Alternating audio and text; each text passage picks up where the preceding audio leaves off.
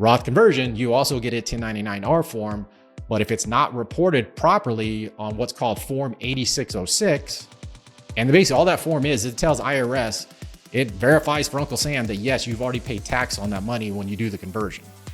But if that's not handled correctly, you actually could end up paying tax twice on the same money.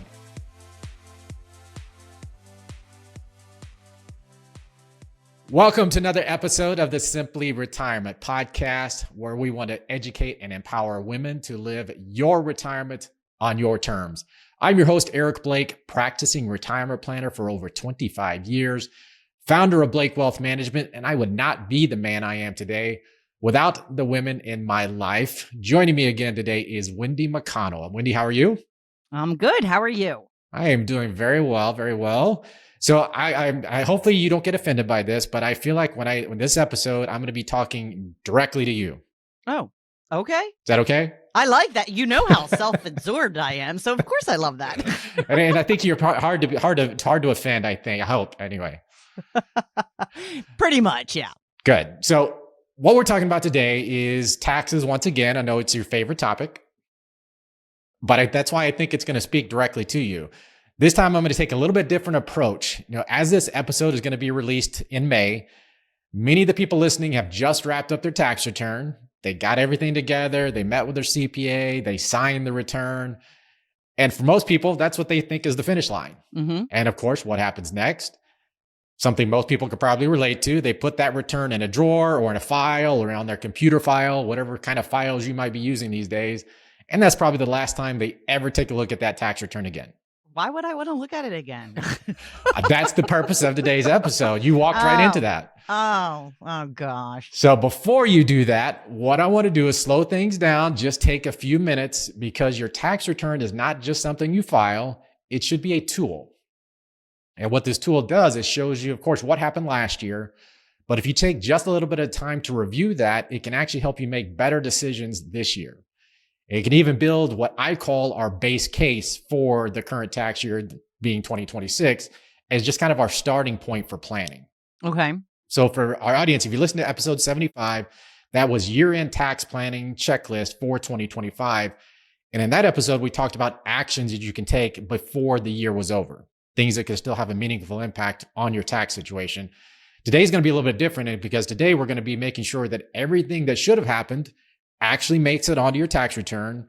And then how do you use that tax return as a starting point for what comes next? Mm-hmm. For all the links and resources shared in this episode, you can visit the simplyretirementpodcast.com. So the first thing you want to do is pretty simple, but it is also really important. I want you to take just a few minutes, make sure everything on your tax return is correct. And I'm talking about the basics here. Make sure your name is spelled correctly, your social security number is right, your address is correct. All these little small details. It sounds obvious, but you would be surprised how often we come across a tax return that has incorrect information on it. Even after it's filed? Even after it's filed, you'll see just, again, a wrong name. You think about and we'll talk about this a little bit later on too as well, but you think about CPAs and how busy they are during this time period. You just know it's just natural. It's human that sometimes just a typo here or there can actually result in, again, a wrong name, a wrong address, a wrong social, one number off might cause a problem. Well, then it's going to be a problem for me to pay them. That's a whole nother topic. Okay, sorry, go ahead. Now from there, one of the best ways to make sure everything that should be on your return is actually there is to compare your 2025 tax return to your 2024 tax return. And all you want to do is just put it side by side, and you just ask yourself, what changed? Did my income go up or did it go down? Did my deductions change? Is there something this year that wasn't there before, or maybe something missing that used to be there? Now, if you're working with a tax professional or even some software packages, there's often a comparison that's already included, but it might not always be called to your attention. Again, especially during this time of year when tax preparers are incredibly busy. And if you're doing it yourself, you might be just pretty easy to look past that and not actually review the comparison between the 2 years.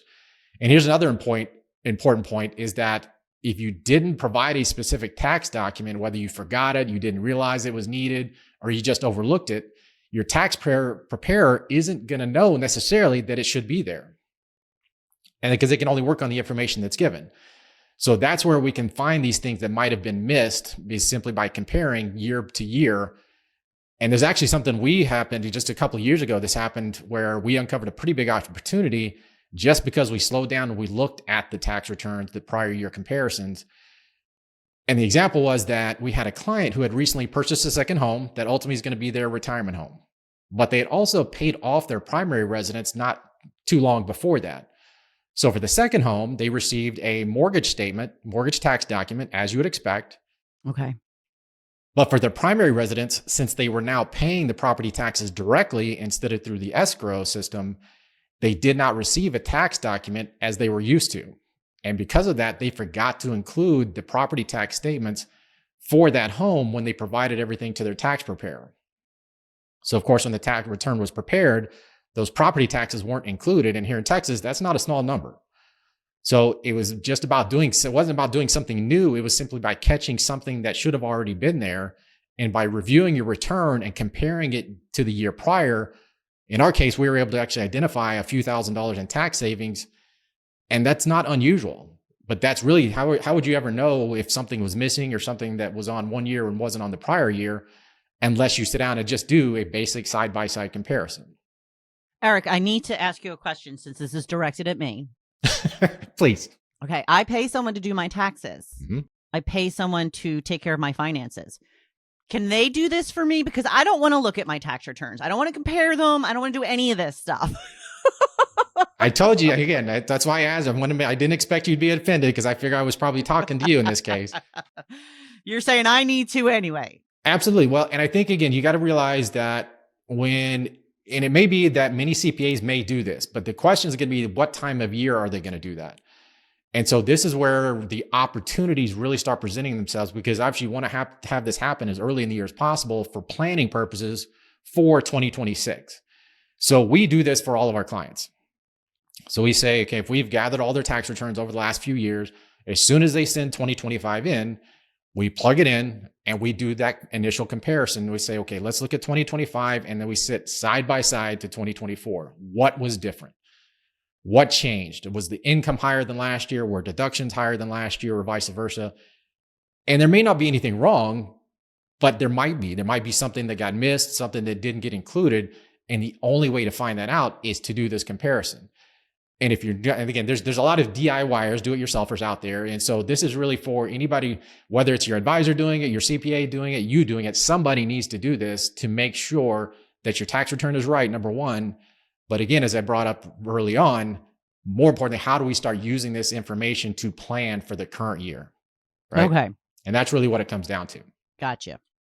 Now, once you're pretty confident that everything is included, the next step is making sure that everything was reported correctly. Because even when all the information is there, how it gets entered on the return can make a big difference. As an example, historically we've seen IRA contributions get missed, or we've seen Roth conversions get entered incorrectly. So for example, with a Roth conversion, it might just get entered as a distribution, just like any other. If I took money out of my IRA, that's considered a distribution. I get a form 1099-R form. Roth conversion, you also get a 1099-R form. But if it's not reported properly on what's called Form 8606, and basically all that form is, it tells IRS, it verifies for Uncle Sam that yes, you've already paid tax on that money when you do the conversion. But if that's not handled correctly, you actually could end up paying tax twice on the same money. If you don't have documentation that says, no, I already paid tax on this. Show me your 8606 form. If it's not there, you might be in trouble. All right. Keep that one. That's important. Do the 86 in the 80. I'm not trying to throw CPAs under the bus, but we've had situations where even the CPA didn't include the 8606. And this is really where the knowledge and the experience of working with an advisor that focuses on retirement income is important. But even for you, if you're doing your own Roth conversions, make sure that 8606 is there, whether you're doing your own tax return or the CPA is doing the tax return. Just awareness that that's something that has to be included when you're talking retirement planning. And there's another example that, especially for many that may be listening who may be taking required distributions, there's something called a qualified charitable distribution, which we've talked about on past episodes, or QCDs. And a QCD is when you take money directly from your IRA and you send it to a qualified charity. And the benefit is that the distribution may not be included in your taxable income, even though it helps satisfy your required distribution. But where it gets tricky is that when you get this 1099-R form, the tax document for this, the QCDs are not typically identified separately on that form. All right. So it just shows up as a normal distribution. So unless it gets properly reported on the tax return, it may look like the full amount that you took from your IRA is taxable income when it should not be.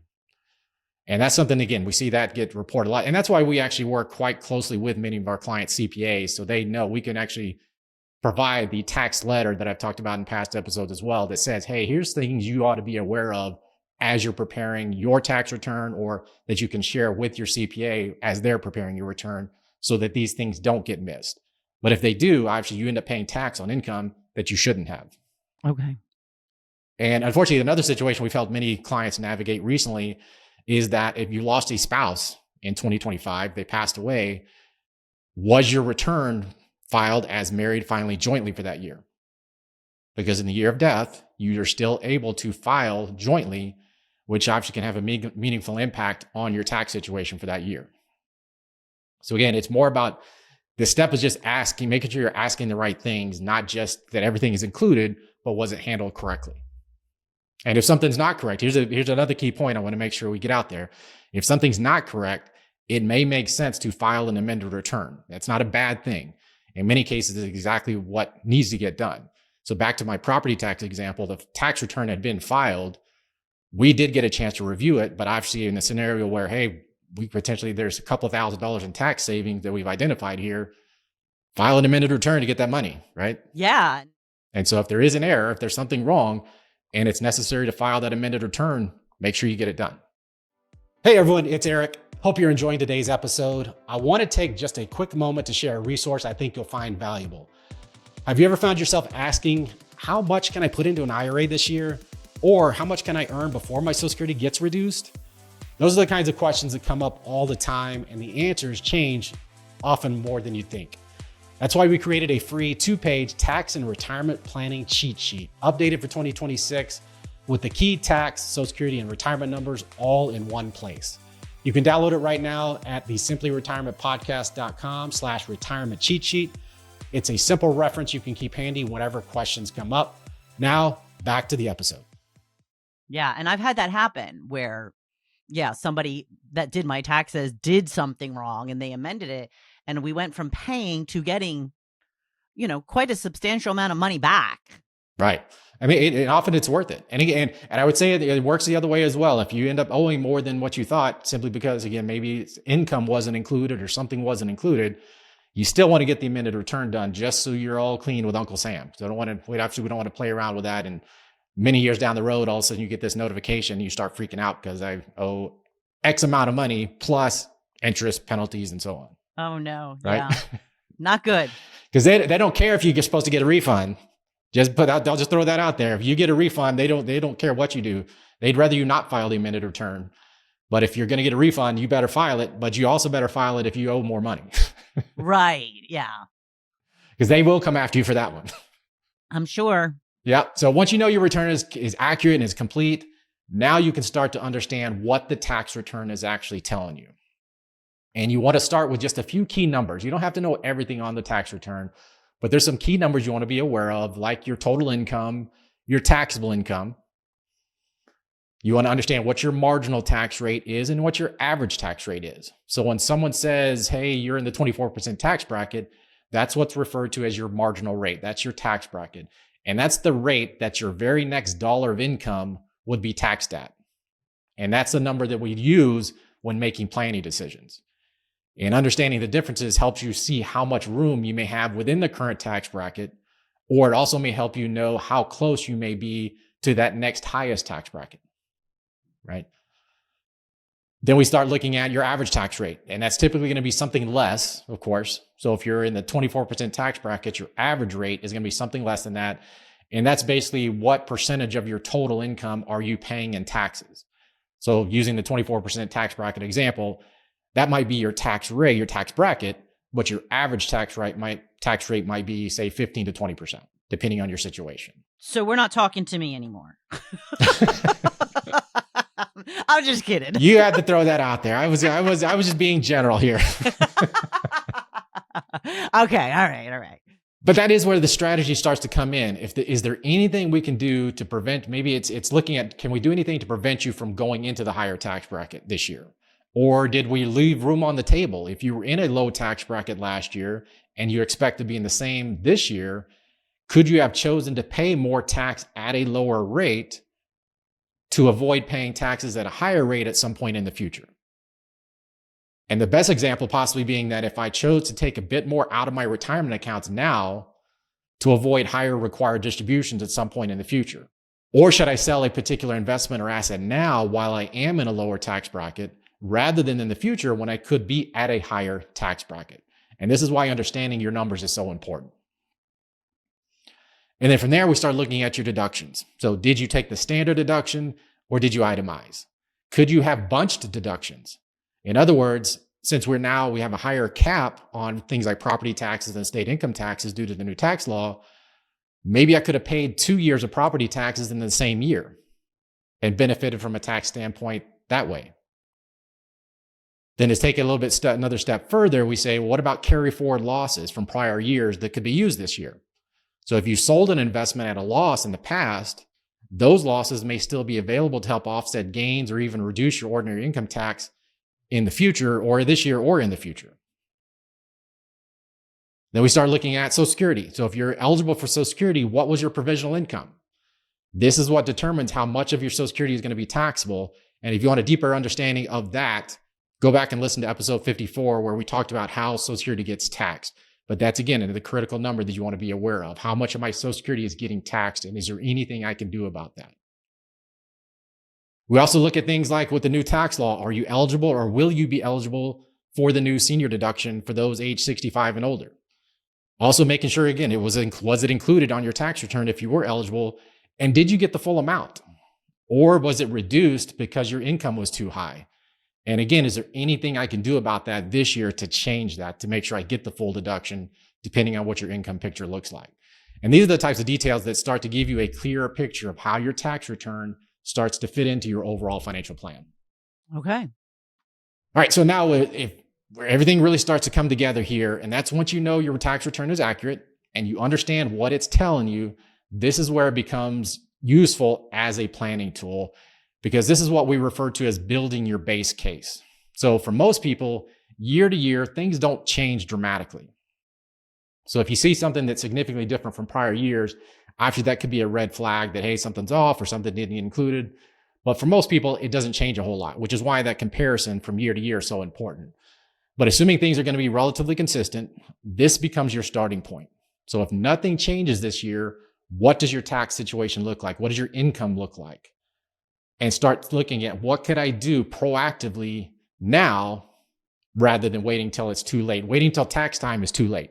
We want to start doing things now. So we talked about before, you brought up the idea, well, if I'm paying somebody to do my taxes, should they be looking at this stuff? And the answer is probably yes. But for us, we've tried to provide value for our clients is doing that early in the year. So we're doing this right now. So as tax returns have been coming in, we're doing that initial comparison and starting to set that base case as to what are opportunities, where may they be for the current year. And that's where the planning really begins. And we start doing things like basic tax projections and analysis to see what options and strategies may actually be available. And may I interject here? I, for one, have been wanting to start a Roth account, the one that, that can grow tax-free for many years. You're always big on tax-free. Well, who isn't? Come on now. But I've always been afraid to turn, like, say, an IRA into that, because then I was going to have to pay all the taxes that was, due on that amount of money. And I finally did it this past year, and I didn't even have to pay I didn't have to pay the federal government. I did have to pay the state quite a bit of money, but, and not quite a bit. I mean, a couple $100, but yeah, I mean, it was much. I worried all this time for nothing. It turned out great in my case. Just saying, if anybody's been waiting, maybe look into it. Well, but that's where the planning is, in knowing in advance to say, okay, especially when with Roth conversions and things like that, it's always about saying, when we look early in the year, I'll just give you an example. So in May, when we meet with clients, that is our conversation. What could we do? What are the opportunities potentially that we could utilize this year to reduce your lifetime tax liability? What actions can we take this year that are going to significantly impact your lifetime over the next 5, 10, 20, 30 years? Who knows how long? But we start looking at these things in May and say, it looks like based on how your 2025 tax return turned out, that you've got some room in this particular tax bracket. If we looked at it, we say, well, maybe there's a $20,000 cushion. We might let's think about doing a $20,000 Roth conversion. Again, just examples by the end of the year. Now we're just talking about it in May so that by the time we get together in October, November, now we've got time to say, hey, let's look at, did anything significantly change throughout the rest of the year versus what we knew early in the year? So because by October, November, we have a pretty good picture of what your income situation is going to look like. Unless you're expecting some type of inheritance or bonus or, whatever might happen at the end of the year. But usually we have a pretty good picture of what your year is going to look like by October, November. So now we can say, okay, does that $20,000 conversion still make sense? Mm-hmm. Or did you make an extra $10,000? You got a $10,000 bonus. Well, now maybe we only look at a $10,000 conversion. But we got to get the conversation started earlier in the year, around May or so that by the time we get together in October, November, now we can actually take action. And importantly, to take action before we all get busy with holidays and family and everything that happens at the end of the year. All of a sudden, you've found yourself, it's December 30th, and there's nothing we can do because the end of the year is right there. We had New Year's, so on and so forth. Now we're too late. We can't take any action in the current year that would impact our tax liability down the road. Mm-hmm. This is really where we have the advantage over Uncle Sam because the IRS is focused on one thing right now. Did you file your 2025 tax return on time? And did you pay what you owed? That's all they care about.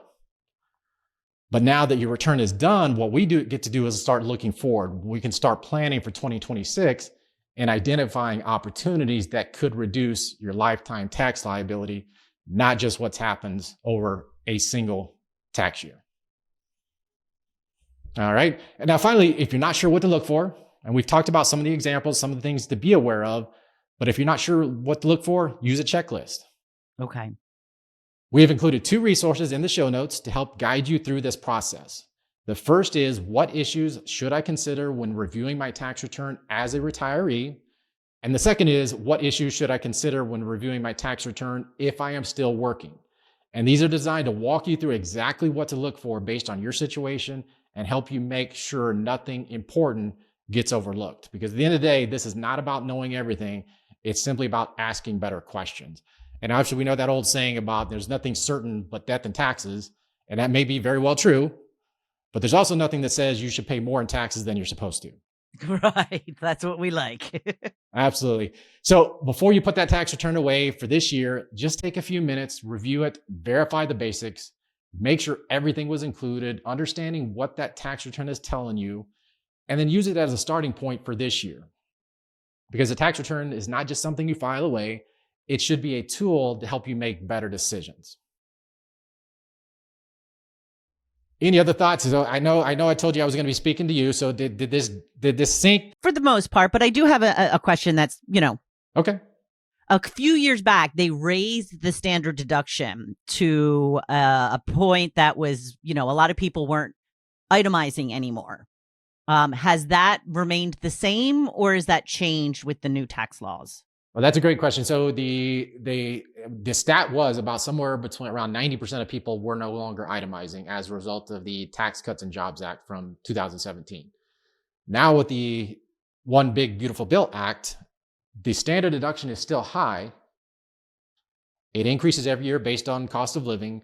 But what has changed, and I referenced this earlier in the podcast, is that what they call the SALT cap, the state and local tax deduction, the cap has increased significantly. So for the last several years, it's been $10,000. So many people, you're here in Texas, we have high property taxes. If your property tax bill was $15,000, you could still only deduct $10,000. So whether or not that pushed you above the standard deduction or not, in many cases it did not. But now, because that cap is higher, so if you're in a state that has high state income taxes, you're in a state that has high property taxes, it gives you potentially more opportunity to itemize. Or the strategy I referenced was, hey, what if I And it's one of those strategies you maybe do every other year, where you could basically stack your deductions into a single year. So again, I might pay my 2026 property taxes and my 2027 property taxes before the end of the year. And then I could use that bigger amount to possibly help itemize. Now, you actually want to do the analysis on this to see if it's going to work. But that might be an idea to say, I'll use my same example. So the difference between saying, okay, if I've got $15,000 property taxes each year, maybe that in itself doesn't push me above that standard deduction amount. But if I pay both years at the same time, now I've got $30,000. It's still under that $40,000 cap, but maybe that does push me above that standard deduction. Then I want to add that to my mortgage interest, maybe my medical expenses, my charitable deductions, whatever it might be. Maybe that does push you above that standard deduction limit. So the percentage is probably not going to change a whole lot unless you're strategic about it and that you know some of these options are out there. The only way to do that is to review your tax return and see what opportunities there may be for you. And have we said what the standard deduction was?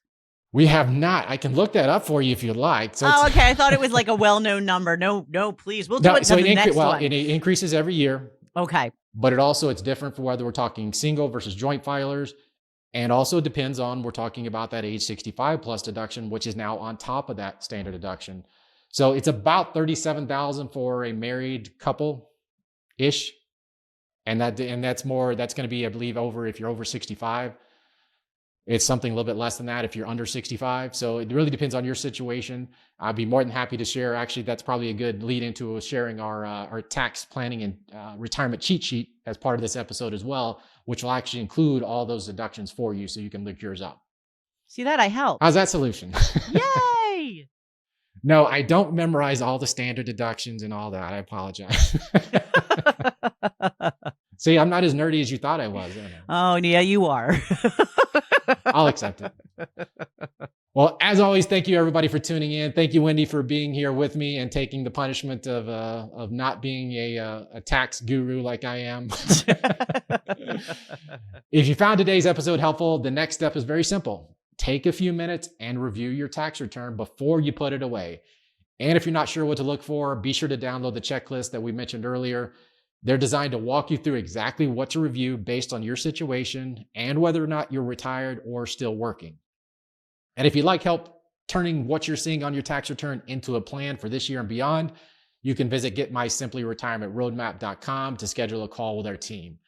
That is it for today's episode. For all the links and resources mentioned today, visit the simplyretirementpodcast.com. Don't forget to like, follow, and share the show. Until next time, please remember, retirement is not the end of the road. It's the start of a new journey. That's it for today's episode of the Simply Retirement Podcast. We hope you found our insights and advice helpful in planning for a fulfilling retirement. Don't forget to take action on what you've learned today. Visit our website at blakewealthmanagement.com to learn more about our firm and review our Simply Retirement Roadmap process to get you on the right path to the retirement you deserve. And don't forget to click the follow button to be notified when new episodes become available. Thank you for joining us on this journey, and we look forward to helping you achieve your retirement goals. Remember, retirement is not the end of the road. It is the start of a new journey. So embrace it and make the most of it. Until next time, take care. Content here is for illustrative purposes and general information only. It is not legal, tax, or individualized financial advice, nor is it a recommendation to buy, sell, or hold any specific security, or engage in any specific trading strategy. Results will vary. Past performance is no indication of future results or success. Market conditions change continuously. This commentary reflects the personal opinions, viewpoints, and analyses of Blake Wealth Management. It does not necessarily represent those of RFG Advisory, their clients, or their employees. This commentary should not be regarded as a description of advisory services provided by Blake Wealth Management or RFG Advisory, or performance returns of any client.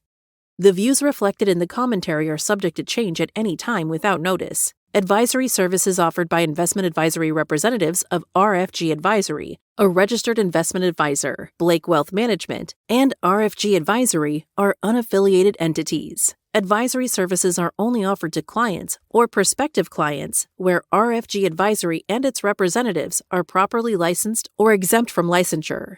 No advisory services may be rendered by RFG Advisory unless a client agreement is in place.